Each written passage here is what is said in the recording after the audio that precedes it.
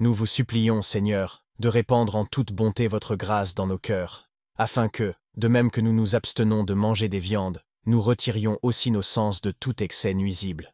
Lecture du livre des rois. En ces jours-là, Naaman, général de l'armée du roi de Syrie, était puissant et en grand honneur auprès de son maître, parce que le Seigneur avait sauvé par lui la Syrie. Il était vaillant et riche, mais lépreux. Or quelques voleurs, sortis de Syrie, avaient emmené captive une petite fille du pays d'Israël, qui fut depuis mise au service de la femme de Naaman. Et elle dit à sa maîtresse, « Plût à Dieu que mon Seigneur eût été trouvé le prophète qui est à Samarie. Il l'aurait sans doute guéri de sa lèpre. » Naaman vint donc trouver son maître, et lui dit, « Une jeune fille d'Israël a dit telle et telle chose. » Le roi de Syrie lui répondit, « Allez et j'écrirai au roi d'Israël. » Il partit, prit avec lui 10 talents d'argent, 6000 écus d'or, et 10 vêtements de rechange, et porta au roi d'Israël la lettre, qui était conçue en ces termes.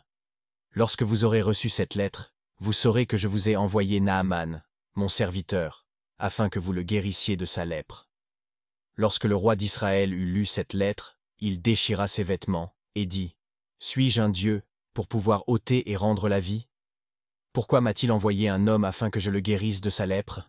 Remarquez et voyez qu'il cherche une occasion de dispute contre moi. » Élisée, homme de Dieu, ayant appris que le roi d'Israël avait déchiré ses vêtements, lui envoya dire, « Pourquoi avez-vous déchiré vos vêtements? Que cet homme vienne à moi et qu'il sache qu'il y a un prophète en Israël. » Naaman vint donc avec ses chevaux et ses chars, et s'arrêta à la porte de la maison d'Élisée. Et Élisée lui envoya un messager pour lui dire, « Allez vous laver 7 fois dans le Jourdain, et votre chair se guérira et vous serez purifiés. » Naaman se retirait irrité en disant, « Je croyais qu'il sortirait vers moi, et que, se tenant debout, il invoquerait le nom du Seigneur son Dieu, qu'il toucherait de sa main ma lèpre et qu'il me guérirait.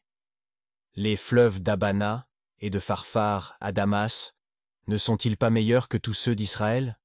Ne puis-je pas m'y laver et devenir pur? » Il s'était déjà retourné, et s'en allait tout indigné lorsque ses serviteurs s'approchèrent de lui, et lui dirent, « Père, alors même que le prophète vous aurait ordonné une chose difficile, vous auriez dû néanmoins la faire.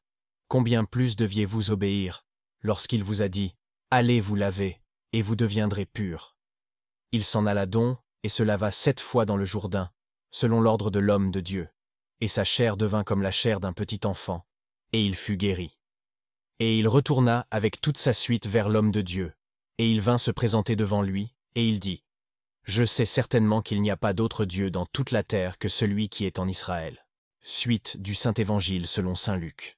En ce temps-là, Jésus dit aux pharisiens, « Sans doute, vous m'appliquerez ce proverbe, « Médecin, guéris-toi toi-même. » Les grandes choses faites à Capharnaüm, dont nous avons entendu parler, faites-les également ici, dans votre pays. Et il ajouta, « En vérité, je vous le dis, aucun prophète n'est bien reçu dans sa patrie. En vérité, je vous le dis, il y avait beaucoup de veuves en Israël au temps d'Élie, lorsque le ciel fut fermé pendant 3 ans et 6 mois, et qu'il y eut une grande famine dans tout le pays. Et cependant Élie ne fut envoyé à aucune d'elles, mais à une femme veuve de Sarepta, dans le pays de Sidon. Il y avait aussi beaucoup de lépreux en Israël au temps du prophète Élisée, et aucun d'eux ne fut guéri, si ce n'est Naaman, le Syrien. Ils furent tous remplis de colère, dans la synagogue, en entendant ces paroles. Et se levant, ils le chassèrent hors de la ville, et ils le menèrent jusqu'au sommet de la montagne, sur laquelle leur ville était bâtie, pour le précipiter en bas. Mais lui, passant au milieu d'eux, s'en alla.